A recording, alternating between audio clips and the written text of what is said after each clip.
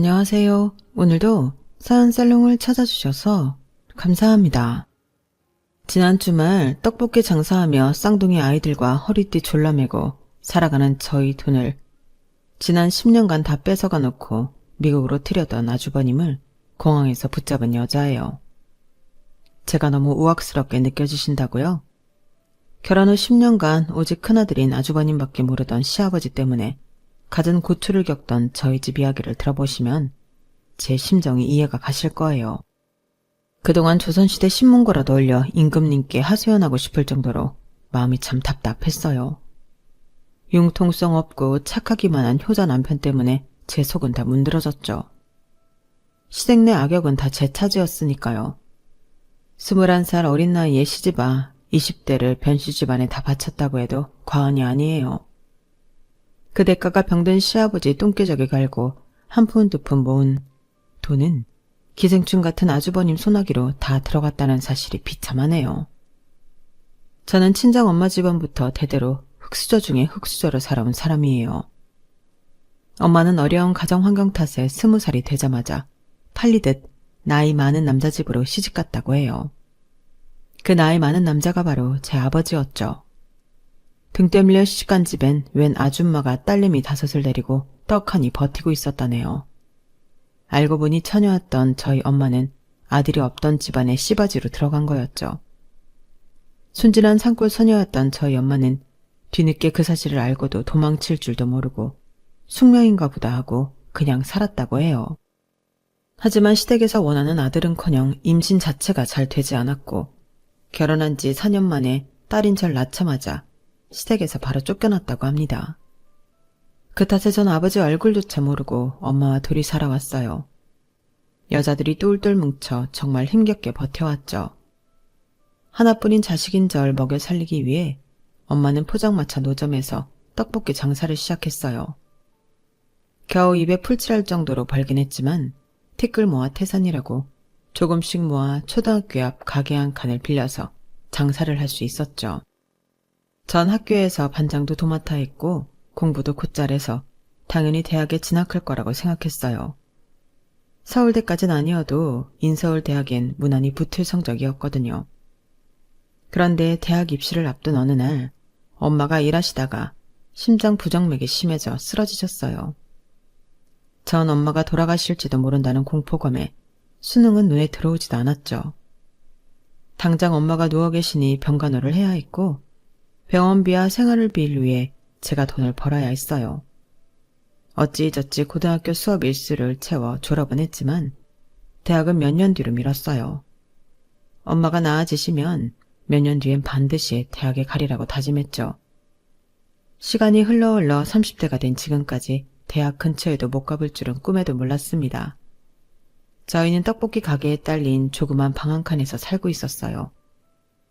엄마는 퇴원하셨지만 아직 몸 상태가 온전치 않았기에 제가 떡볶이 가게를 운영하고 엄마는 주로 누워 계시게 했죠. 그때쯤 유독 우리 떡볶이 가게를 자주 찾던 근처 바지 공장에 청년이 있었어요. 처음엔 납품과 배달 일을 주로 하는 것 같더니 어느 날은 사무직으로 승진되었다고 입이 찢어지게 웃으며 당당히 걸어오더군요. 안녕하세요, 순애씨. 저 이제 사무직 됐어요. 더 이상 밖에서 청바지 박스 나르지 않아도 된다고요. 사무실에서 펜대 굴리며 편하게 일하게 됐네요. 축하해요. 소혁씨 똑똑하신가 봐요. 능력 있으니 이렇게 빨리 승진된 거겠죠. 오늘은 승진 축하 선물로 순대랑 튀김 서비스로 드릴게요. 아니요, 제 돈 주고 사 먹어야죠. 조금이라도 순애씨한테 보탬이 되는 사람이 되고 싶네요. 혹시 저한테 축하 선물 주고 싶으시다면 데이트 기회 한번 주시는 건 어떨까요? 제가 풀코스로 다 쏠 테니. 데이트요? 엄마가 심장이 약하셔서 방에 누워 계셔서 가게 일도 제가 도맡아 해야 하고 당최 시간이 없을 것 같아서요. 그때 뒷방에서 조용히 듣고 계시던 엄마가 큰 소리로 말씀하셨어요. 편서방, 우리 순애랑 데이트 허락할게.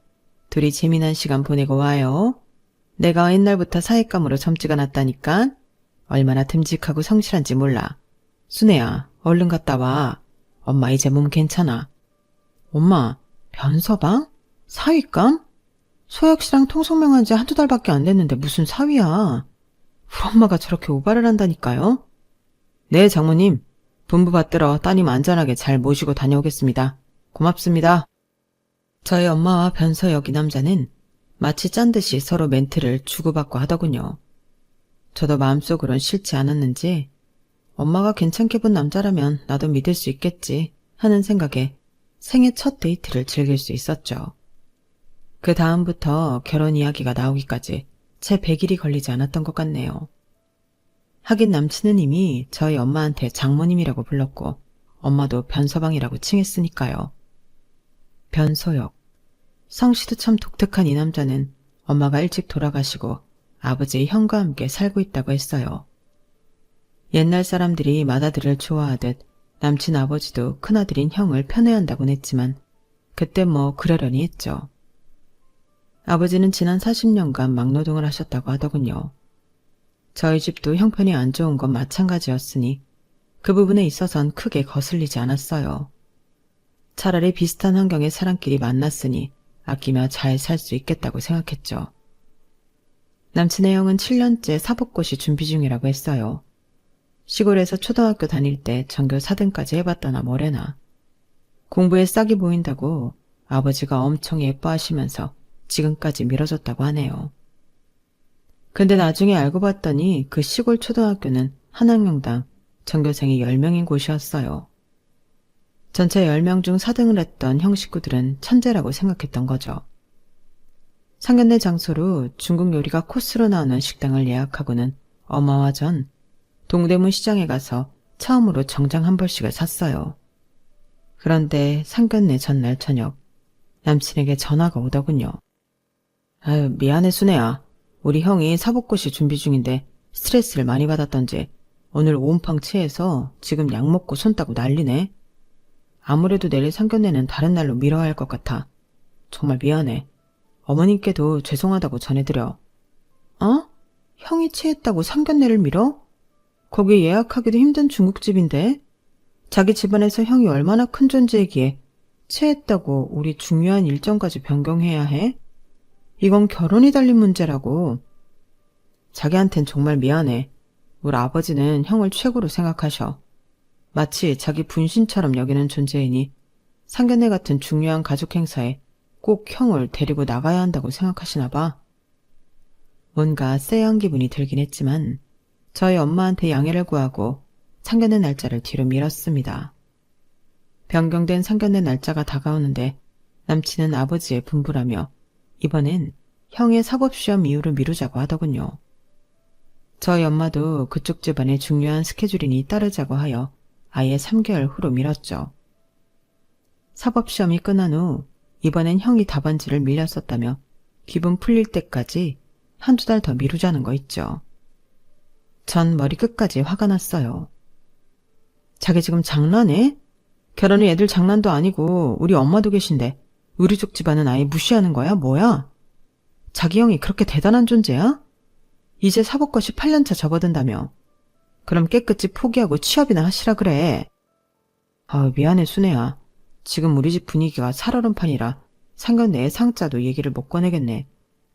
지금까지 들어간 돈이 아까워서라도 형 변호사 될 때까지는 우리 집안에서 합심해서 밀어줄 것 같아. 그건 큰아들만 사랑하시는 아버님이 알아서 하시겠지. 그래서 지금 자기 나랑 결혼하겠다는 거야. 아니야? 확실히 해. 이번에 또 미루면 나랑 결혼은 없던 걸로 할 테니.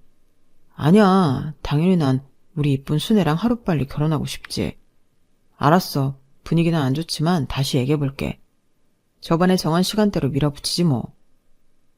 자기 아버지랑 형한테 꼼짝 못하는 모습에 실망했지만 저한테는 공주 대접해주며 끔찍히 잘해줬기에 믿고 결혼을 진행했습니다. 상견례 당일이 되었고 식당에 갔더니 그쪽 식구들이 우리보다 먼저 와 있더군요. 아니, 아줌마랑 아가씨는 예의를 밥 말아 드셨어? 하늘 같은 남편네 식구들을 기다리게 하는 경우가 어딨나? 첸장맞을. 초장부터 기분 나빠서리. 아버님 안녕하세요. 저희 7시 예약이라 안 늦고 정각에 도착했는데 무슨 문제 있으신가요? 여자 쪽에서 한 30분 전에는 와 있어야지. 그리고 우리 큰애기가 사법시험 답안지 밀렸었다고 온 집안이 초상집인데 굳이 이 날짜에 상견례를 해야겠어? 큰애기요? 지금 소혁씨 형님을 큰애기라 칭하시는 건가요? 나이가 서른인 사람을요? 그리고 여자 쪽에서 꼭 먼저 와야 한다는 법이라도 있나요? 저희가 늦지도 않았잖아요. 저희 엄마도 있는 자리에서 너무 몰아붙이지 마시라고요. 자자, 순애야. 우리 아버지가 요즘 기분이 좀 안 좋아서 그러시는 거니까 자기가 이해해. 어머님, 죄송합니다. 우리 밥 먹으면 기분 풀자고요. 네? 사장님, 얼른 음식 내와주세요.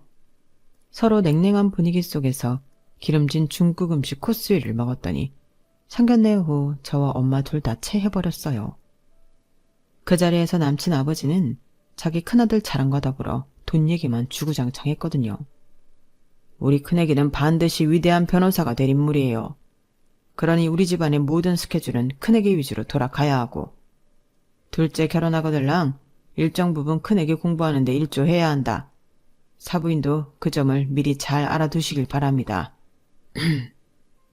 아니, 사돈어른, 둘째 아들 내외가 결혼해서 자기들 생활하는 것도 빠듯한데 아주버님 공부 뒷바라지를 하라고요? 그런 경우가 어디 있습니까? 그놈의 사법시험 언제 붙을지도 모르는데요. 아니 사부인, 무슨 말을 그따구로 하십니까? 우리 큰애기가 얼마나 똑똑한데 될 놈을 밀어줘야지. 둘째는 고작 청바지 만드는 중소기업 다니는데 미래에 얼마나 더 비전이 있답니까? 남친은 큰 등치에 땀만 삐질삐질 흘리며 자기 아버지 말씀에 한마디도 못하고 눈치만 보고 있더군요. 참 답답했어요. 남친 형은 똥 씹은 표정을 하고 음식만 꾸역꾸역 먹더니 한마디 하더군요. 아니 사돈분들이 참 각박하시네. 이래서 무식한 사람들하고는 상종을 하면 안 된다니까. 난 우리나라 법조계에서 아주 큰일을 할 사람인데 투자 몰라요 투자? 나 같은 사람한테 투자해야지. 나중에 든든한 뒷배가 되드리지. 안 그래요? 순애야, 이 결혼하게 되면 네 돈 다 뜯기게 생겼다. 당장 집에 가자. 대체 누가 무식한지 모르겠네.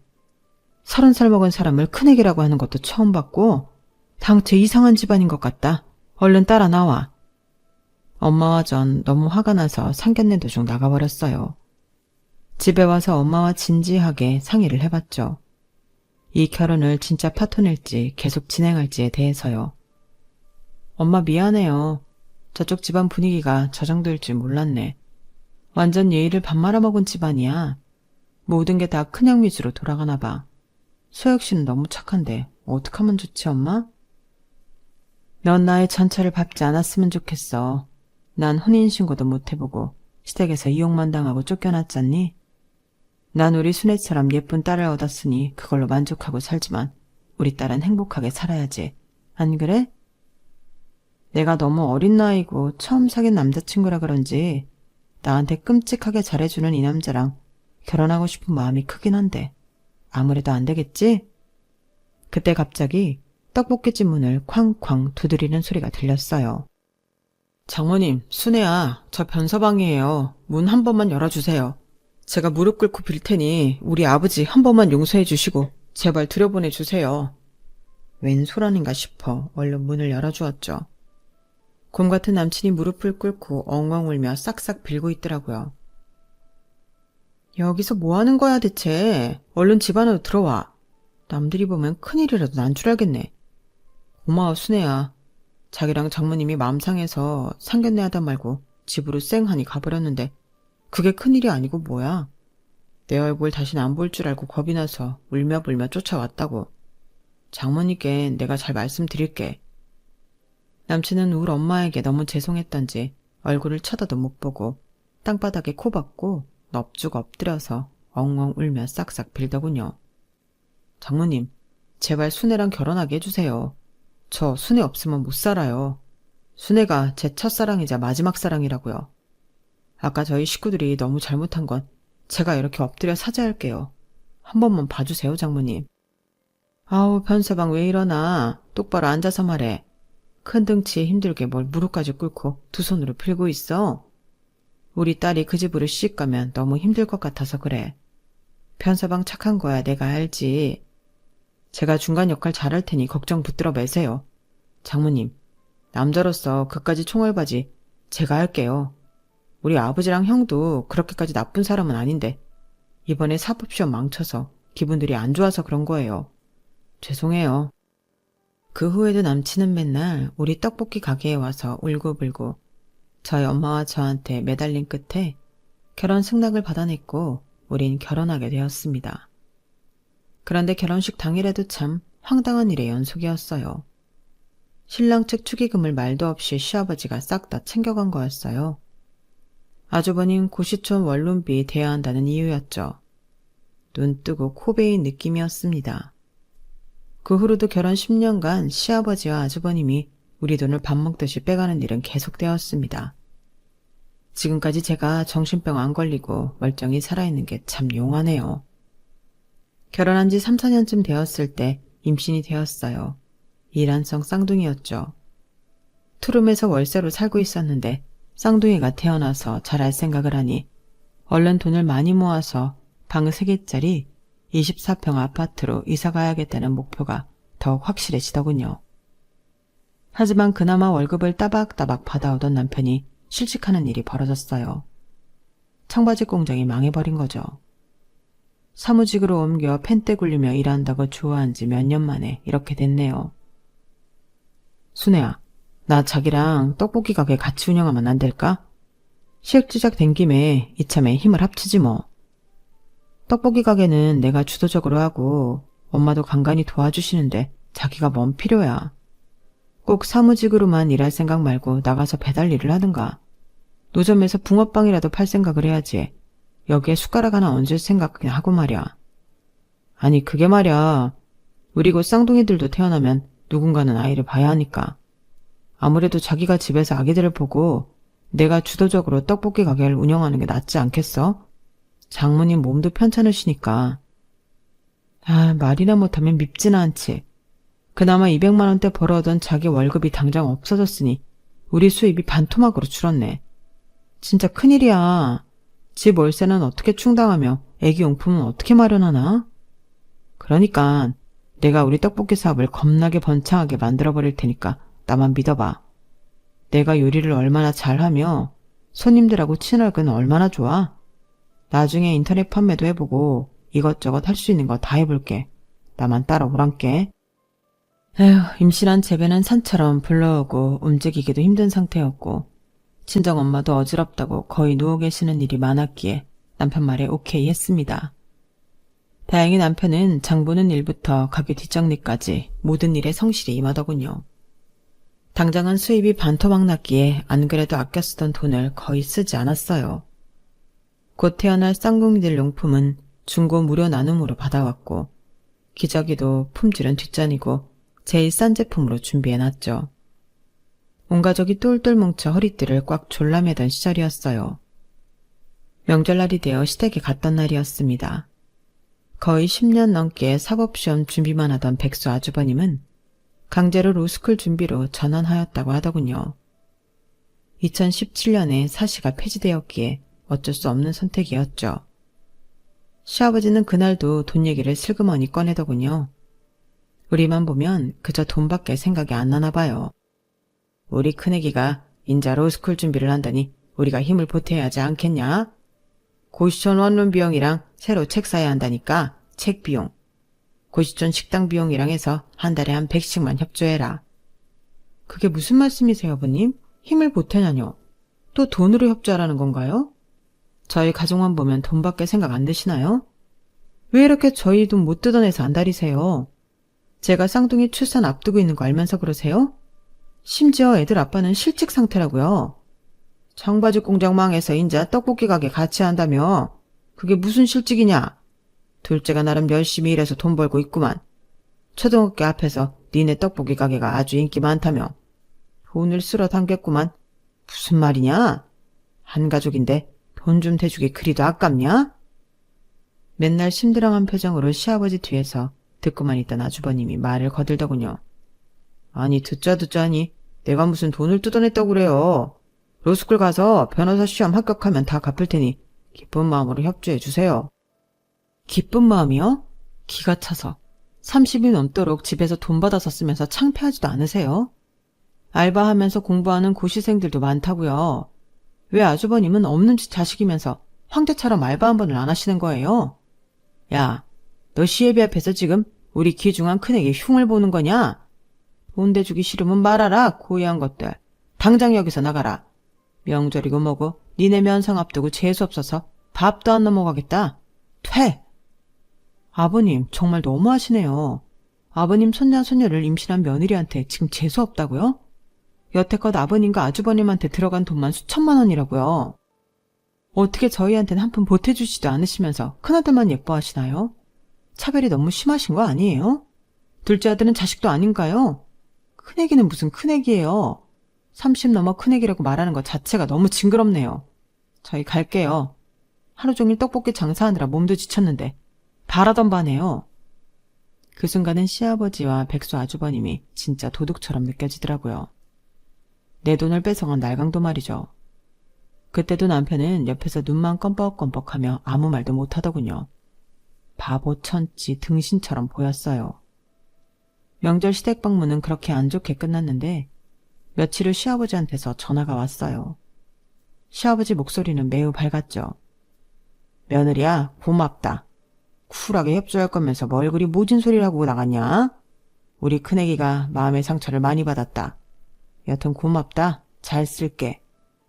에? 그게 무슨 말씀이세요, 아버님? 뭘 잘 쓰신다는 거죠? 저흰 돈 들인 적 없는데? 무슨 말이냐? 네가 줬다면서 둘째가 돈 붙여왔다. 매달은 못 주고 목돈으로 한꺼번에 주겠다며 1,800만 원이나 보내왔어. 아주 요긴하게 쓰겠구나. 우리 큰애기가 변호사 되면 이자까지 쳐서 다 갚을 테니 걱정 말아라. 1,800이요? 아버님, 지금 1,800이라고 하셨어요? 남편이 1,800 드렸다고요? 아버님, 나중에 다시 통화할게요. 끊을게요. 1,800만 원이라니. 청바지 공장이 망하면서 퇴직금을 전부 받지 못했지만 일부는 받았다더니 그 돈이었나 봅니다. 어떻게든 목돈 마련해서 3룸 아파트로 이사가고 싶었는데 그 돈을 홀랑 백수 아주버님한테 다 주다녀. 눈앞이 캄캄해졌어요. 당장 남편한테 따져 물었죠. 당신, 나 지금 열받아서 이 떡볶이 가게도 폭발시켜버리고 싶어. 다 같이 망해보자고 어디. 순애야, 아기도 가졌는데 그렇게 험한 말씀은 안 되지. 우리 쌍둥이들 다 듣겠다. 대체 왜 그래? 1,800? 180도 아니고 1,800을 들었다는 거야? 그 기생충 같은 당신 형한테? 대체 변호사는 언제 되는 건데 그 돈을 받기나 할 수 있을 것 같아? 당신 미쳐버렸냐고. 그걸 웃지 알았대? 아버지 기분 좋으시라고 당신이 쿨하게 승낙했다고 말씀드리긴 했지만 아버지가 낼름 전화하셨단 말이야? 자기야, 형분 가라앉혀 쓰러지겠다. 지금 나 쓰러지는 게 대수야? 당신은 형이랑 아버지가 그렇게 좋으면 그 집에 다시 기어 들어가. 이혼하고 당신 식구들이랑 잘 먹고 잘 살라고.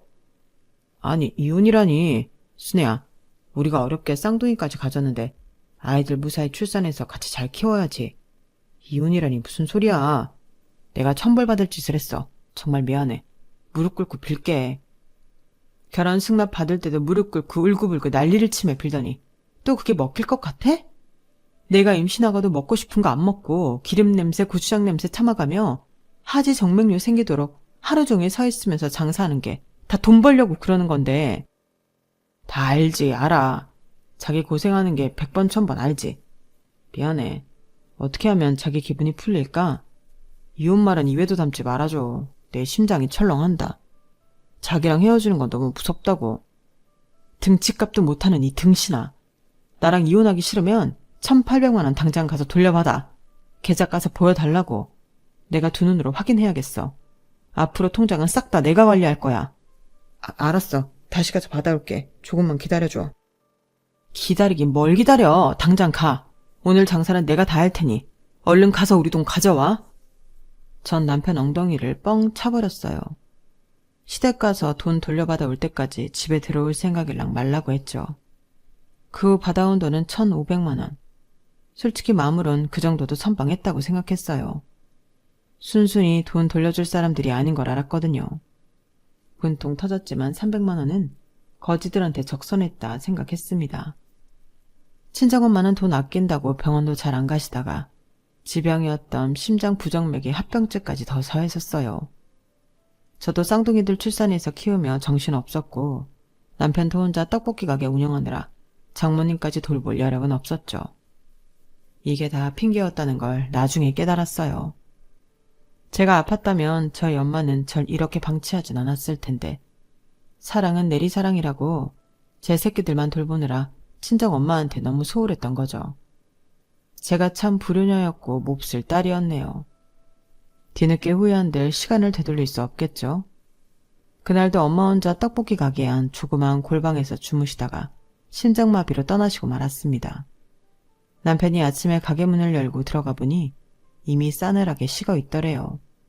비참했습니다. 그저 먹고 사는 문제에만 급급했던 제가 원망스러웠어요. 더불어 태어날 때부터 늘 따라다니는 가난도 지긋지긋하더군요. 하지만 정신을 차리고 장례식을 정성스레 치러드렸습니다.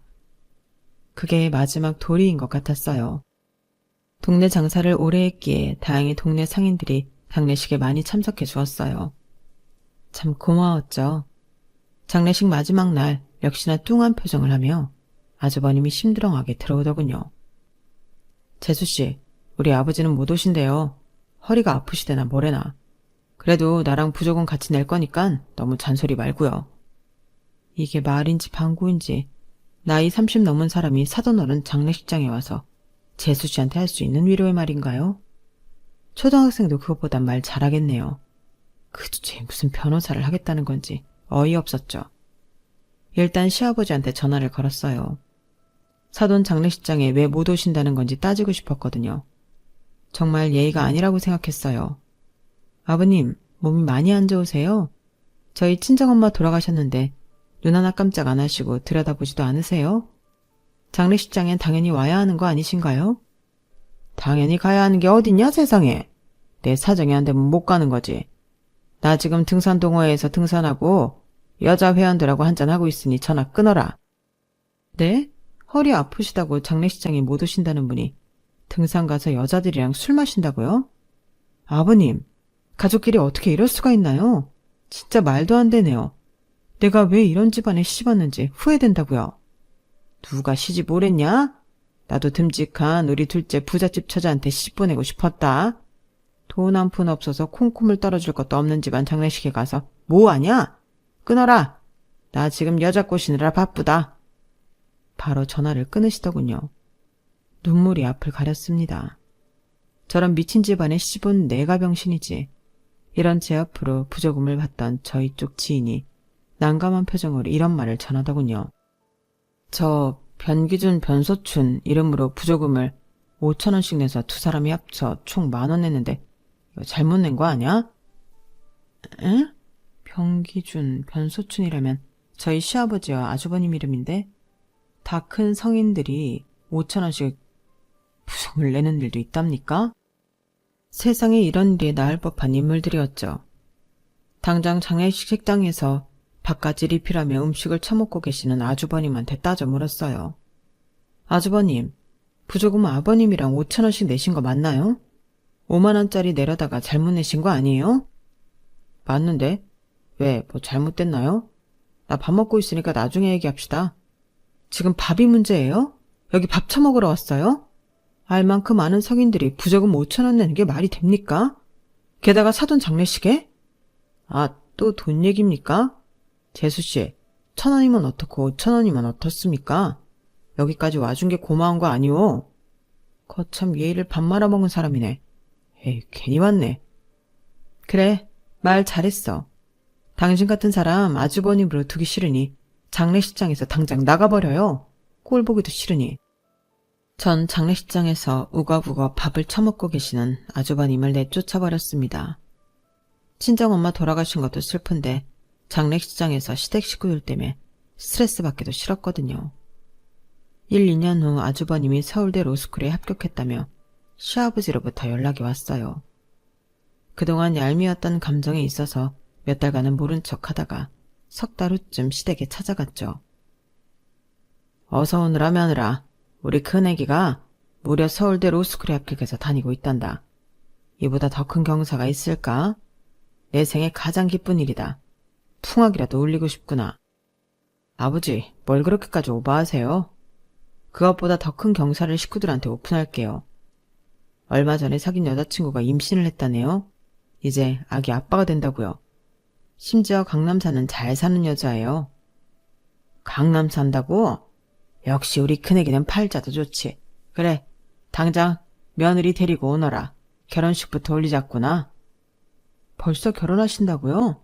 나중에 변호사 시험에라도 붙거든 하시죠. 야, 며느리야. 너 지금 우리 큰애기 팔자를 질투하냐?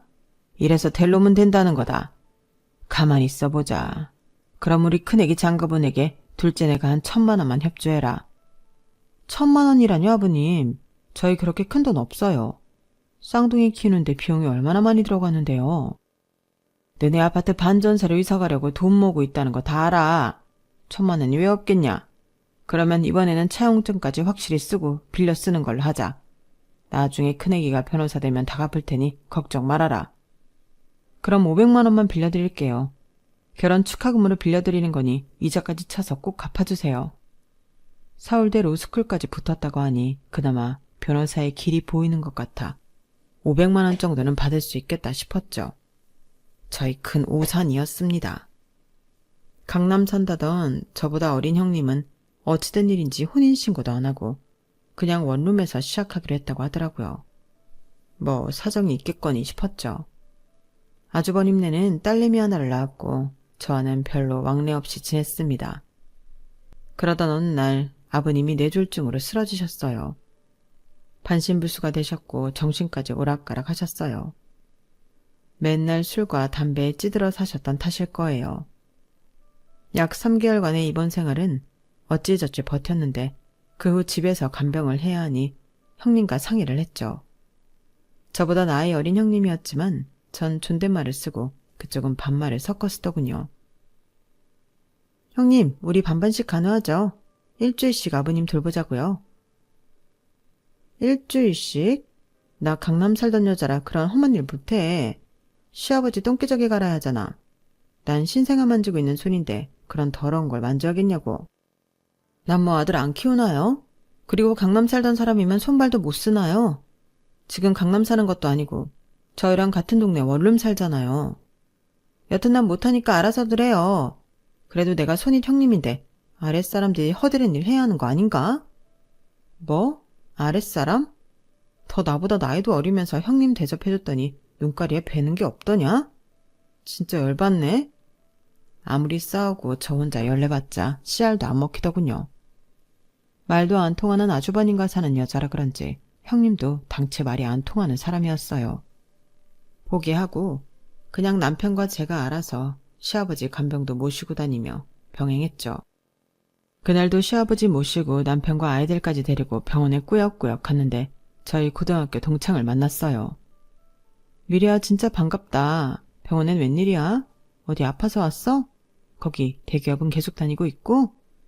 어머 순애야 이게 몇 년 만이야. 여기 폐암 전문의가 내 남편이라 같이 밥 먹으려고 왔어.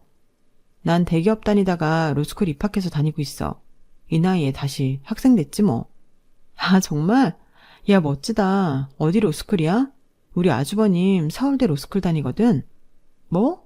나도 서울대 로스쿨이야. 재작년에 입학했지. 학부를 서울대 나와서 그런지 수월하게 합격한 것 같아. 이제 변호사 시험만 앞두고 있지 뭐. 진짜? 아주버님도 재작년에 입학했어.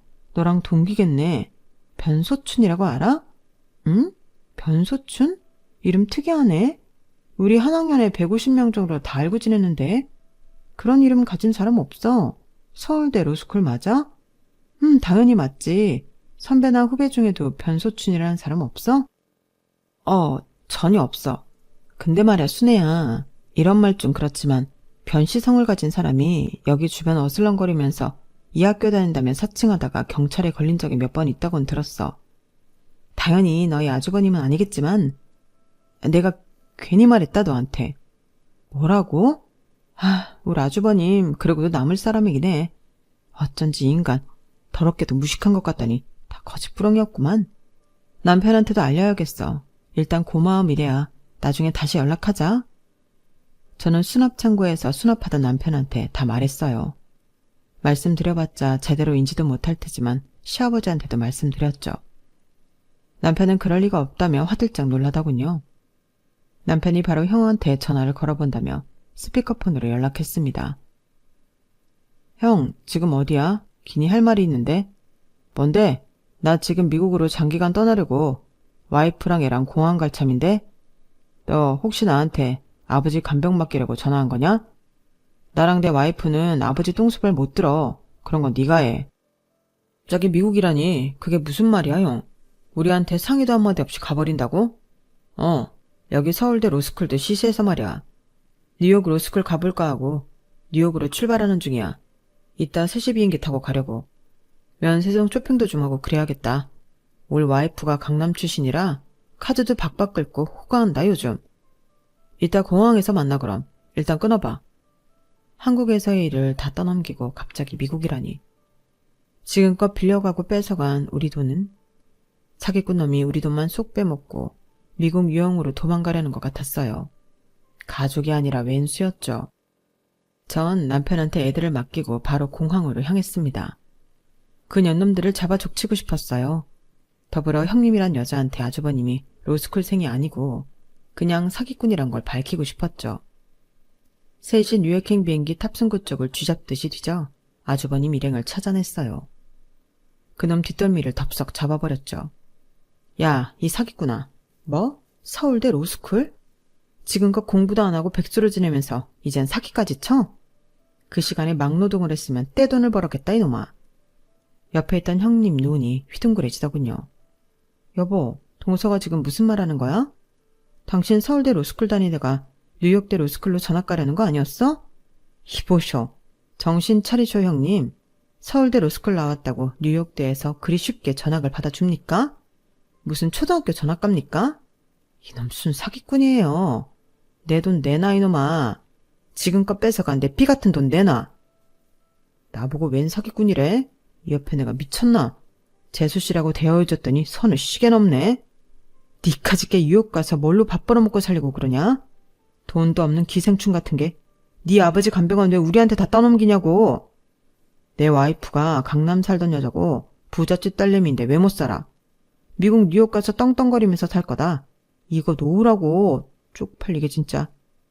옆에 있던 형님이란 여자가 자기 집안 돈 믿고 뉴욕으로 간다니까 화들짝 놀라 거들더군요. 여보, 나 고아 출신의 돈 없는 여자야. 자기한테 돈 많다고 한 거 다 개뻥이라고. 지금껏 다 카드 돌려막기로 돈 쓰고 다닌 거야. 근데 자기도 서울대 로스쿨생 이런 거 다 뻥이야? 뭐? 자기 친정 강남 사는 사업가 집안이라며. 다 거짓말이었어? 이제 우리 어쩌지? 미국 가서 살 준비 다 해놨는데 말이야. 부부가 둘 다 쌍으로 가관이더군요. 둘 다 서로에게 뻥치다 딱 걸린 거였어요. 형님은 고아 출신에 빚만 엄청나게 있던 여자였고 아주버님도 사실 오락실만 열심히 드나들던 백수 아재였죠. 그들 사이에 태어난 아기만 불쌍했어요. 그들이 이혼하든지 말든지 그 후저는 아주버님이랑 작자에게 내 돈 받아내는 데만 힘썼습니다.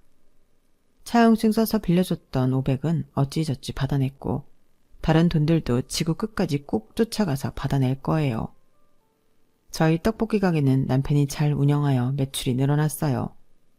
밀키트로 인터넷 판매도 시작하자 매출 규모는 수직 상승하더군요. 그 돈으로 시아버지는 요양병으로 보냈습니다. 집에서 보기에 한계가 있더라고요. 솔직히 뭐 얼마나 예쁜 사람이라고 집에서 수발 들고 싶겠어요. 요양병원으로 보내고 시아버지 얼굴 안 보니 살 것 같더라고요. 저희 가족은 방 3개짜리 24평 아파트로 이사갈 희망이 점점 보이네요. 그때까지 지금처럼 아끼며 성실히 살아야겠어요. 제 사연은 여기까지입니다. 여러분은 소중한 가족에게 이런 일 당하지 마시고 그저 행복하시길 바랍니다. 여러분, 사연 댓글에 응원과 현명한 조언 부탁드려요. 좋아요와 구독은 저에게 큰 힘이 됩니다. 오늘도 좋은 일 가득하세요.